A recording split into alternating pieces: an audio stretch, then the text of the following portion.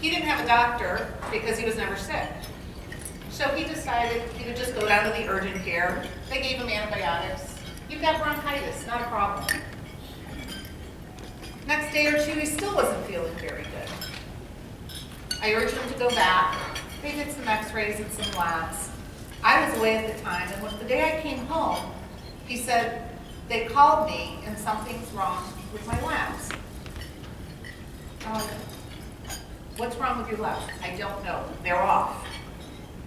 And I was like, how off? We went back, got some more tests. They said, you need to see an oncologist and find out what's going on. We don't know. Well, being a nurse, fear gripped my heart. I was very afraid of what we were going to find out. He had his tests. He had an MRI. He had a bone marrow aspiration. And then the words I never thought I'd hear sitting in the doctor's office. You have chronic lymphocytic leukemia. Chronic lymphocytic leukemia, I immediately sat on my hands and I looked over at my husband. And he turned to the doctor and said, fine, now we know what it is, let's just get started and get this thing taken care of. So I bit my lip, and I was going to take on the role that he was taking, and I was going to be strong for him. So Dr. Bouweiri looked at him and said, you're starting chemo today. And we're like, okay. So how often is he going to get this chemo? He said, well, he's going to get 6 rounds. And I asked him, I said, well, why 6? He said, well, there's 12 months in a year, and 6 is half of 12, and that's about how scientific it gets. So I said, okay, that sounds good. Well, how much do you give him? He said, well, we get his body weight, and we figure out what can kill him, and then just back it off a little bit. I said, okay, didn't want to know that either. Then we asked for prognosis. He said, with CLL, it's usually 10 to 12 years. I was 35 at the time and thinking I was going to be losing my husband and very scared. Dr. Bouweiri looked at us though and he said, don't listen to that. He goes, when you get a prognosis of any type of cancer, what you want to do is don't put things on. Say what needs to be said and just live your life. So Howard received his chemo that day. Now, some of you, I'm sure, are aware of the different things that chemo can do to you. You can have hair loss. Howard didn't. He just didn't have to have a haircut for a couple of years. It just didn't grow. He had shingles. He had skin cancer. He had infections that caused him to lose some of his hearing for a short time. But also, chemo has a kind of funny side, if it can be funny. It can change your taste buds, just a little bit. We were out at the Kennedy Center with some friends of ours, and Howard is not a wine connoisseur by any means. So goes up and gets a glass of white Zinfandel. And he comes back to us, and he's like, this is the best white Zinfandel I've ever had. He said, we really need to find out the name of this. And I said, honey, it's white Zinfandel, they all taste the same. And he said, no, we need the name. But then on the other hand, I come from a mostly Italian family, and we're big cheese eaters, and Howard hated cheese. So we're all excited thinking, oh great, maybe he's gonna like cheese now, but that didn't happen with him at all. So we started his chemo that day, and on the drive home, we both have kind of a little bit of a sick sense of humor. I was driving and I looked at him and I said, I am so glad this was not a brain tumor. I said, because I lose everything all the time. If you can't figure out where things are, we're just screwed. So the hardest thing then when we got home was to tell family and friends. So I had to call, and a number of people were like, is Howard going to die? And my answer was, not today. So for the next 9 years, he had chemo, off and on. It was like 4 different rounds. And we traveled. We went to Australia on our 10th anniversary. He continued cycling, and I biked with him. We worked out at the gym together. We had fun with friends. We basically lived with cancer. And then he started having all these infections, And 9 years later, he had lost his hearing, and they had put him on different antibiotics. And one day they gave him an antibiotic called Bouweiri. He was sitting in his chair 2 days after he had been on the drug. And he was acting very strangely. He wasn't himself. And I looked at him and I said, honey, what's wrong? What's the matter? And he looked at me and he said, I'm God. And I stopped and I said, what? And he goes, I don't think I'm the God, but I'm God. And the stare in his eyes, it was not him. It was very vacant. Immediately I called the doctor, ran to the ER, he was admitted. We looked up Bouweiri. Turns out one of the side effects of Bouweiri is psychosis.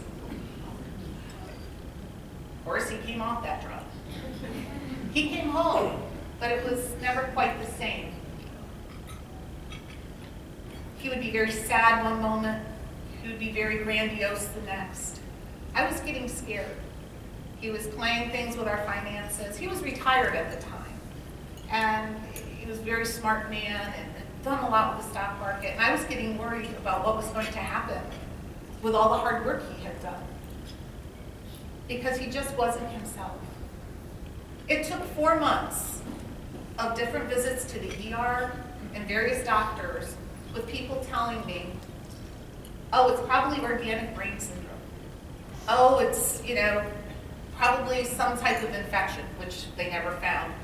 Or the best one yet was, Mrs. Wheatley, he's probably always been this way. You just haven't noticed it. That was definitely not the answer I was going to hear. He went in for the last time to have all these tests done, and I was told,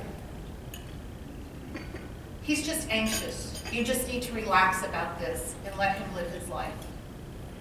Well, I went home and I'm like, I'm packing. I'm done. This is ridiculous.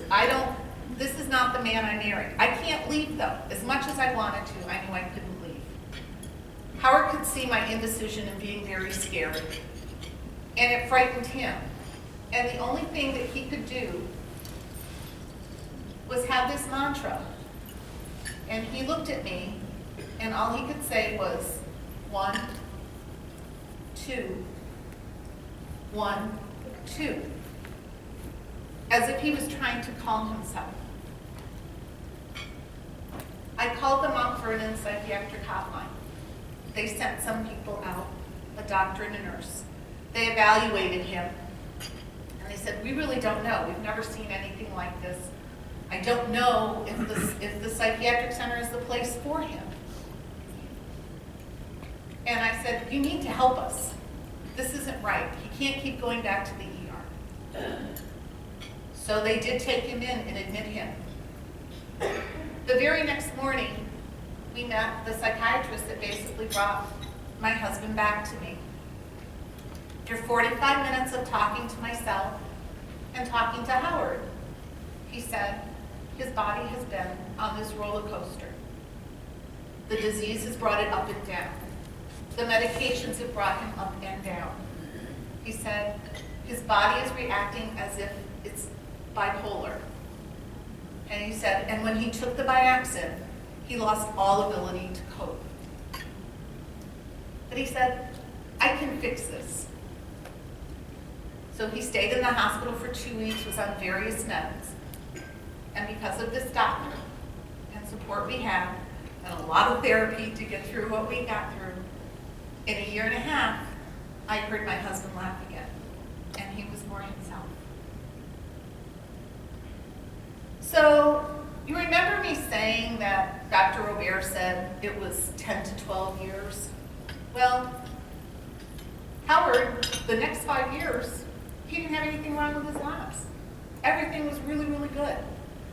And we thought, maybe it's over. But then it was the 16th year. Blood work started getting a little funny again, and Dr. Bouweiri said, he's going to have to go back on chemo. And he did. He was doing fine. However, he was having a few more problems. He was very fortunate early on with all his chemo treatments. He didn't have to have blood transfusions or platelet transfusions like most chemo patients end up having to do. So Dr. Beer said, you're going to need to get a couple units of blood.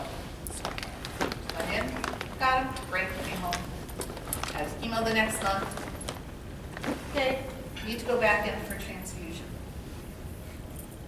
That night his temp went up to 104. And being a nurse, I knew, could possibly be a transfusion reaction. We rushed to the hospital, and he was admitted. I went home to get him some things to bring back to the hospital, and he was like, just stay there for a while, I'll be fine, you know, get a nap. He said, bring me some stuff back later. So I called to see what he wanted me to bring. The phone was answered by rapid response. And again, fear gripped my heart. I said, what's wrong? They said, his blood pressure has dropped down. His temp is 105, and his oxygen level is totally dropped. We've got him on oxygen. We're taking him to the ICU. I raced down 66, and I got there, and he was in the ICU. He was resting comfortably, seemed to be with the oxygen on. He still had a fever, but he was doing okay. 2 days later, his fever finally broke. They figured he would be going home soon, but they moved him from ICU 2 to ICU 1. I went with him, great nurse, so I said, I'm going to go home and get some rest. It was about midnight. The next morning, I called the night staff to see how he did. The answer when I called was, Mrs. Wheatley, did nobody call you? And I said, what happened? He said, your husband's oxygen level dropped. He's been intubated and he's on a ventilator. Again, I made it down 66. I don't know how. And for 10 days, he fought for his life. He was up and down, and his systems were shutting down. And then for some miracle, he started coming back. And it started getting better. And they were going to be taking him off of the ventilator. So if you've ever seen anybody on a ventilator, they're usually sedated. So it's nice and quiet for them, and they can let their bodies heal.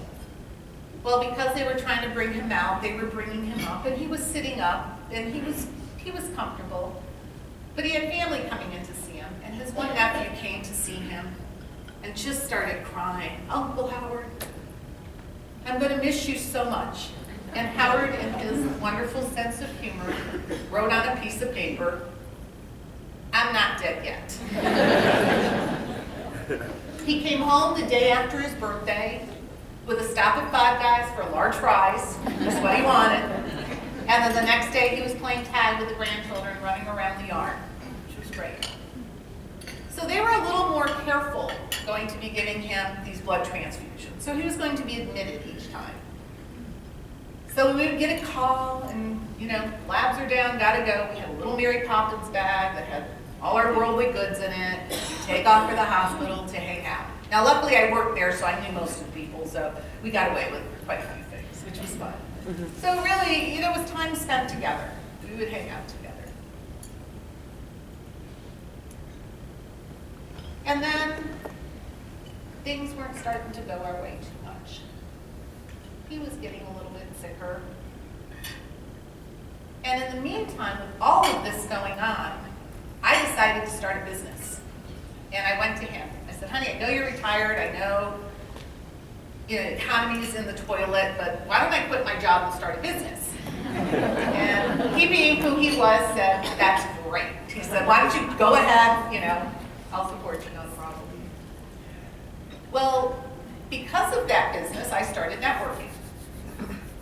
And I didn't know anything about networking. So I thought, well, I'm going to meet these business people.